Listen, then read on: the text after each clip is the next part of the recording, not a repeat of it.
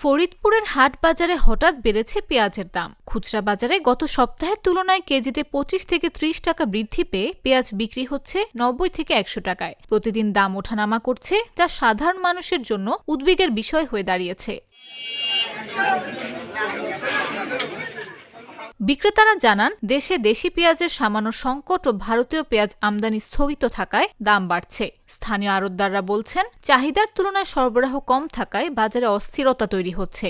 অনেক কৃষকের ঘরে পেঁয়াজ নেই, বেশিরভাগ পেঁয়াজ এখন ব্যবসায়ী ও আড়তদারদের হাতে। মানুষের স্টক কমে আইছে, গোলার মাল কমে আইছে, শেষ পর্যায়ে এখন পেঁয়াজের দাম বৃদ্ধি আর কি। এক সপ্তাহ আগে বিক্রি হয়েছে 3800, 3900, আর ওই মাদলাটা বিক্রি হয়েছে হলো গিয়ে 3700, 2700।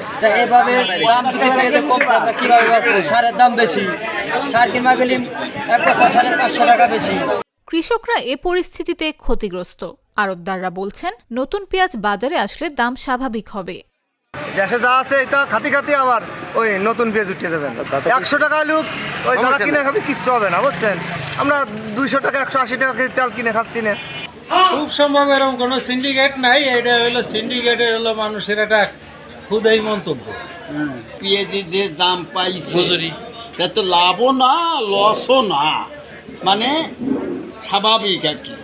হ্যাঁ, কৃষকের ভালো ভালো চলছে আর কি। এবার পেঁয়াজটা তো পচে নাই, ক্ষতি হয় নাই, বুঝলেন।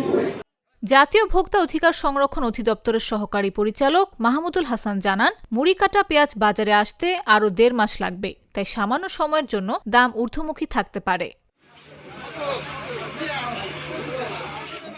দ্রুত সরবরাহ বৃদ্ধি ও সিন্ডিকেট নিয়ন্ত্রণের মাধ্যমে বাজার স্থিতিশীল রাখার পাশাপাশি ক্রেতা ও চাষি দুই পক্ষকেই উপযুক্ত সহায়তা দেয়াই বর্তমান চ্যালেঞ্জ বলে মনে করছেন সংশ্লিষ্টরা।